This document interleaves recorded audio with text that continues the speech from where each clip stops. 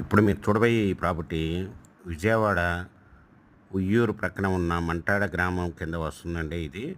ఇది హైవే నుండి 1.5 కిలోమీటర్ల దూరంలో డొంక రోడ్‌లో ఉంటూ వెళ్తే జగనన్న కాలనీ ఇళ్ళకి ఆనుకునే ఉన్న 50 సెంట్లు అగ్రికల్చర్ ల్యాండ్ అండి ఇది.